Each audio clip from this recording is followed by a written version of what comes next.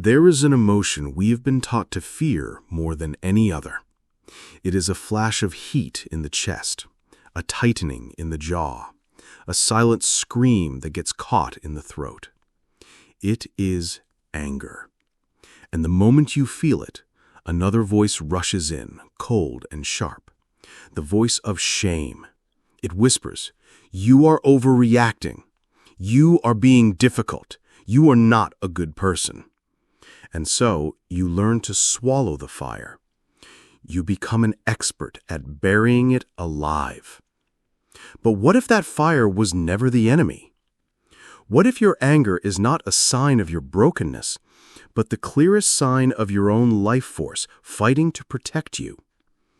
The great psychologist Carl Jung proposed a revolutionary idea, that emotions are simply energy, and anger is one of the most powerful, potent, and vital energies we possess. When we banish it to the shadow, it doesn't vanish. It simply goes underground, where it festers into anxiety or builds into an earthquake. This is the beginning of a new kind of shadow work. It is not about controlling your anger. It is about learning to listen to it. Today we are going to walk directly into that fire, not to be burnt, but to be illuminated. We will explore why you have been so conditioned to fear this powerful part of yourself. You will meet a mother who was terrified of her own rage until she learned it held the key to her survival. And you will be given a safe, powerful exercise to begin a dialogue with your anger, to finally understand the message in its roar. Your anger is not a monster. It is a guardian, and it needs you to turn around and listen. To understand why we fear our own fire, we must first understand the cage it has been put in. This fear is not entirely your own. You were not born afraid of your anger. You were taught to be. From a very young age, especially for women, a powerful cultural conditioning begins. A little boy who gets angry on the playground is often seen as assertive, a leader, passionate. A little girl who does the same is bossy, difficult, too much. His anger is a sign of his strength. Her anger is a sign of her instability. This is one of the first and most profound ways we are split from our own power. We learn that to be loved, to be accepted, to be good, we must amputate the part of ourselves that gets angry. We cut it off and banish it to the shadow, hoping it never sees the light of day. But the shadow does not let things die. It holds them for us. It keeps our anger safe, like a sleeping dragon in a cave. We spend our lives tiptoeing around this cave, terrified of waking the beast. We build a persona of agreeableness, of calm, of endless patience as a wall around it. The problem is, this wall requires a tremendous amount of psychic energy to maintain. Every time a boundary is crossed, every time an injustice is felt, the dragon stirs, and we must use our life force to reinforce the wall, to push the anger back down, to keep the peace. This is why suppressing anger is so exhausting. You are in a constant, low-grade battle with the most powerful part of yourself. Let's talk about Maria. Maria is a 40-year-old mother of two. She is the heart of her family. She organizes the schedules, she helps with homework, she soothes the tears, she manages the home. Her persona is one of nurturing, self-sacrificing love. She is, by all accounts, a good mom. One evening, after a particularly grueling day, she is finally sitting down. The house is a mess, the kids are bickering, her partner is scrolling on their phone, seemingly oblivious. She is asked gently 3 times for help with the dishes. Nothing. And in that moment, she feels it. A surge of heat that starts in her belly and rushes up into her chest. A wave of pure, white-hot rage. The dragon has awoken. It roars inside her head. Can nobody see me? Am I invisible? I am doing everything and I am drowning. But the conditioning is faster than the rage. Instantly, the voice of shame attacks. A good mother doesn't feel this way. A loving wife isn't filled with such ugly resentment. So Maria does what she has always done. She swallows the fire. The heat in her chest turns into a lump in her throat. The roar becomes a silent tear that she quickly wipes away. She gets up, her body feeling heavy as lead, and she starts doing the dishes herself. The clatter of the plates the only acceptable expression of her fury. Later that night, lying in bed, she is consumed by guilt. She doesn't feel anger anymore. She feels like a failure. She is terrified of the person she almost became in that moment. And this is the cage. Maria believes the problem is her anger. She thinks if she could just eradicate that feeling, she would be a better, more peaceful person. But from a Jungian perspective, her analysis is exactly backward. The problem is not the anger. The problem is the suppression of the anger. Her anger in that moment was not a monster. It was a messenger. It was a perfectly sane and rational response to her situation. What was its message? It was saying, your need for rest is not being honored. Your need for partnership is not being met. Your boundary around shared responsibility has been violated. It was pure, factual information delivered with the energy required to make a change. But because Maria has learned that this energy is bad and dangerous, she cannot hear the message. She can only feel the shameful heat of the energy itself. So she turns the energy inward, against herself. This is the alchemy of suppression. Suppressed anger does not disappear. It transmutes. It becomes anxiety. It becomes depression. It becomes a migraine. It becomes a chronic, soul-deep fatigue.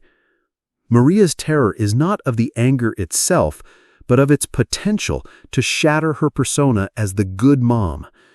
She is more afraid of being seen as difficult than she is of the slow, quiet erosion of her own soul. And this is the tragic choice that so many of us make every single day. We choose the prison of our persona over the frightening freedom of our own truth. The first step in this shadow work is not to act on the anger. It is simply to change our relationship with it, to stop seeing it as a moral failing and start seeing it as a misunderstood messenger. To look at the dragon in the cave not with fear, but with a new, respectful curiosity. To dare to ask the question, what are you trying to tell me? To ask, what are you trying to tell me, is to begin a revolution. It is a radical shift from self-judgment to self-inquiry. And in that shift, everything changes. You are no longer a victim of your anger. You are becoming a student of it. From a Jungian perspective, anger is pure, undiluted psychic energy. It is neutral. Like electricity, it is not inherently good or bad. It simply is. Its effect, whether creative or destructive, depends entirely on how it is channeled. When this energy is suppressed, when it is denied a healthy outlet, it becomes toxic. It leaks out sideways as sarcasm, passive aggression, or chronic irritability. It turns inward and attacks the body, manifesting as tension, illness, or depression. Or it builds and builds behind the dam of our persona until it bursts forth as an uncontrollable rage, the very thing we feared most. But when we learn to listen to it, when we give it a voice, it becomes one of the most powerful forces for positive change in our lives. Your anger is a truth teller. It is the part of you that refuses to lie. The work, then, is not to get rid of the anger. The work is to learn its language. And the language of anger is the language of boundaries, of justice, and of movement. Let's explore the three primary messages your anger is always trying to send you. The first message is, a boundary has been crossed. This is the most common and vital function of anger. It is your soul's perimeter alarm. It goes off when someone or something has trespassed on your sacred ground. This ground can be physical, emotional, mental, or energetic. Think back to Maria. Her anger flared when her partner, for the third time, ignored her request for help. The message was not, "My partner is a terrible person." The message was, "The boundary of shared responsibility in our home has been crossed. My need for partnership and support is not being honored." The anger was providing her with a crystal-clear piece of data about the health of her relationship dynamic. It was pinpointing the exact location of the breach. For someone who is used to being boundaryless, this information is gold. It is the first step toward knowing where to even begin building a fence. The second message is, an injustice has occurred. Anger is our innate response to unfairness. It is the energy that fuels social change, that fights for the vulnerable, that stands up to bullies. This is not just about global issues. It applies to our personal lives. Perhaps you feel a surge of anger when you see a colleague taking credit for your work. The message is not, "I am a petty, jealous person." The message is, "An injustice has occurred. My contribution is being erased, and that is not right." Or you feel anger when you hear a friend being spoken about unfairly behind their back. That anger is your own moral compass, your own sense of justice being activated. It is a noble and powerful energy. Suppressing it is to suppress your own integrity. The third message is, an obstacle is blocking your growth. Sometimes anger arises when we feel stuck, trapped, or blocked from moving forward in our own lives. It is the raw energy needed to break through inertia. It's the frustration of the artist staring at a blank canvas, the very energy that will fuel the first bold brushstroke. It's the anger of a person in a dead-end job, the very force that will finally motivate them to update their resume and seek a life that feels more authentic. When you are trying to break a long-held habit like people-pleasing, you will feel anger. You will feel angry at yourself for past behavior. You will feel angry at the situations that conditioned you. This anger is not a setback. It is the engine of your transformation. It is the force that says, "I will not live this way anymore." This is the profound reframe that shadow work offers. Your anger is not a character flaw. It is a diagnostic tool. It is a moral compass. It is a rocket engine. When Maria starts to see her anger this way, her entire inner world shifts.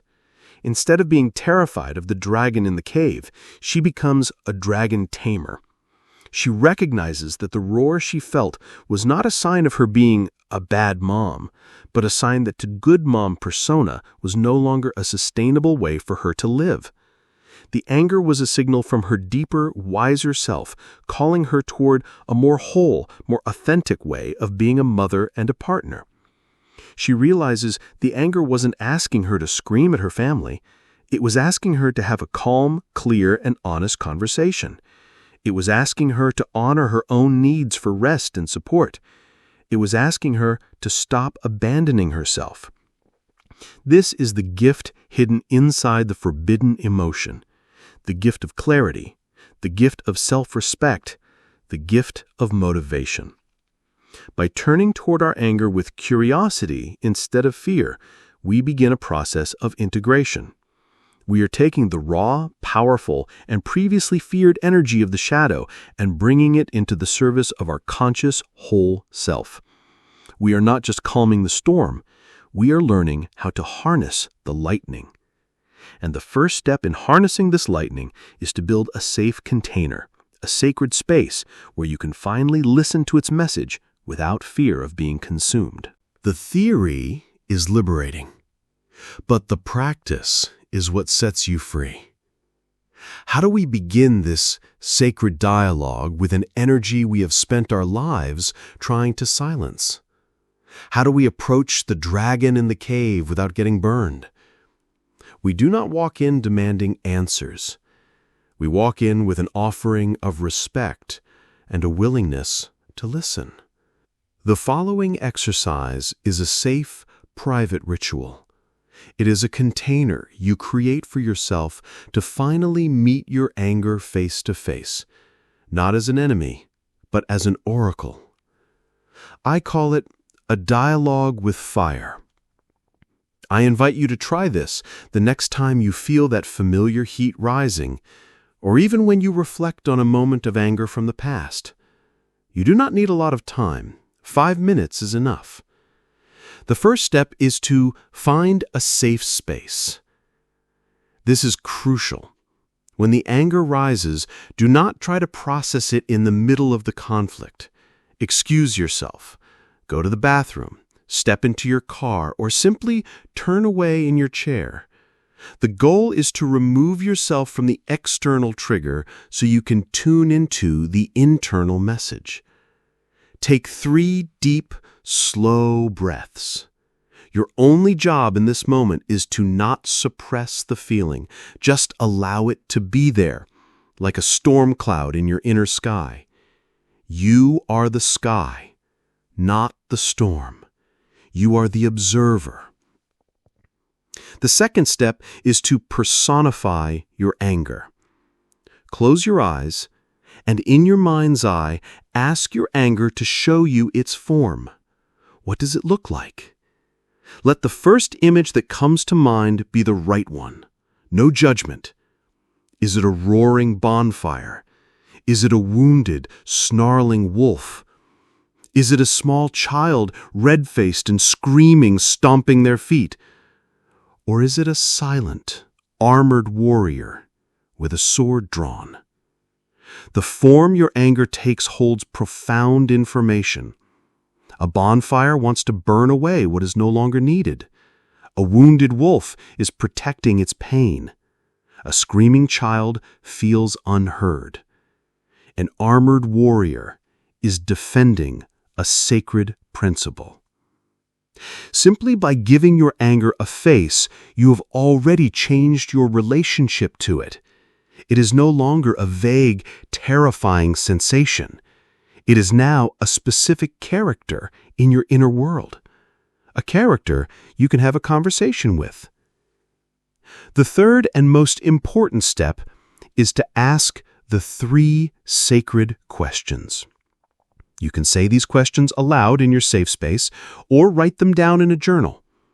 You are speaking directly to the image of your anger. The first question: what are you trying to protect from me? Listen for the answer. It might come as a word, a feeling, or another image. Maybe the answer is my dignity, or my energy, or my peace. This question reframes the anger from an aggressor to a protector. The second question: what boundary of mine has been crossed? This gets to the heart of the matter. It asks the anger to be specific. The answer might be the boundary of my time, or the boundary of respectful communication, or an unspoken boundary that I myself have never clearly defined. The anger is not just a feeling. It is a high-precision diagnostic tool. And the third question is, what is one small, constructive action you need me to take with this energy? This is the most transformative question. It acknowledges that the anger is energy, and energy wants to move. It asks for guidance on how to channel it wisely. The key words are small and constructive. You are not asking for a declaration of war. The answer will likely not be, scream at your partner. It might be, write them a letter that you will never send, just to get the words out. Or, go for a hard, fast walk to move this energy through my body. Or, schedule the time to have a calm conversation about the dishes tomorrow, when I am not in the heat of the moment. This ritual does something miraculous. It honors the energy of the anger without letting its raw expression cause damage. It separates the vital message from the chaotic emotion. It transforms you from a reactor to a creator. Let's imagine Maria trying this. She feels the rage building. She excuses herself to her bedroom. She closes the door. She closes her eyes. Her anger appears to her as a younger version of herself, a little girl stomping her feet and screaming because no one is listening. She takes a breath. She asks the little girl, "What are you trying to protect for me?" The little girl screams, "My sanity! Myself!" She asks, "What boundary has been crossed?" The little girl cries, "The boundary that says I am also a person, not just a machine that serves everyone." She asks, "What is one small, constructive thing you need me to do?" The little girl stops screaming. She looks at Maria and whispers, "Ask for help. Use your words. Tell Daddy you are not okay." In that moment, Maria's relationship with her anger is permanently changed. It is no longer a monster to be feared. It is her own inner child begging to be seen and heard. The energy of the rage does not disappear. It softens. It transforms into a clear, calm resolve. She leaves the room. She walks up to her partner, takes his hand, looks him in the eye, and says, "I am not okay. I am drowning. I need your help." This is the power that was hidden in the fire. Not the power to destroy, but the power to speak the truth, to reconnect, and to initiate healing. This is the gift of your shadow. Today, we have walked into the heart of the fire, and we have discovered that it is not a fire of destruction, but a fire of truth. We have learned that the fear and shame surrounding our anger is not our own. It is a story we have been told, a cage we have been placed in, particularly as women. We have been conditioned to believe that our anger is a flaw, when in fact it is a formidable, vital part of our life force. Through the deep wisdom of Carl Jung, we have reframed this forbidden emotion. We now understand that anger is simply energy.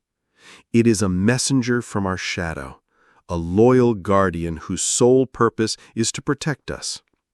It rises to alert us that a boundary has been crossed, an injustice has occurred, or an obstacle is blocking our path. And most importantly, we now have a sacred practice, a dialogue with fire, to begin listening to this messenger safely. By finding a safe space, personifying our anger, and asking it the 3 sacred questions, we can transform its raw, chaotic energy into clear, actionable wisdom. We can learn to honor its message without being consumed by its heat. This is the essence of shadow work. It is the courageous act of turning toward the parts of ourselves we have been taught to hate and discovering they are not monsters, but misunderstood allies. By befriending your anger, you are not becoming a more aggressive person. You are becoming a more whole, more honest, and more powerfully self-possessed person. You are reclaiming a vital piece of your own soul. But as you continue on this journey, as you get better at listening to your anger and honoring your boundaries, you may start to notice a different kind of exhaustion. It is not the exhaustion of suppressing your feelings. It is the exhaustion of upholding your duties, the roles you play, the good mother, the loyal daughter, the dedicated employee, the reliable friend. These roles, while noble, can become cages of their own. The weight of responsibility, the endless list of obligations, this can drain our life force just as much as suppressing our anger. What happens when the very duties that define us begin to feel like a prison? How do we honor our commitments without losing ourselves in the process? How do we use the wisdom of our shadow to find freedom, not from our responsibilities, but within them? That is the deep, practical work we will dive into in our very next conversation, as we explore how to reclaim our energy from the crushing weight of duty. For this week, your invitation is to simply honor the fire within. The next time you feel a flicker of anger, I invite you not to fear it, but to get curious. Practice the dialogue with fire, even for just a few moments. And to make this inner work a visible act of community, I invite you to share in the comments below. You do not need to share the details of your anger. Simply name one of the core messages you know your anger often tries to send you. Is it boundary? Is it injustice?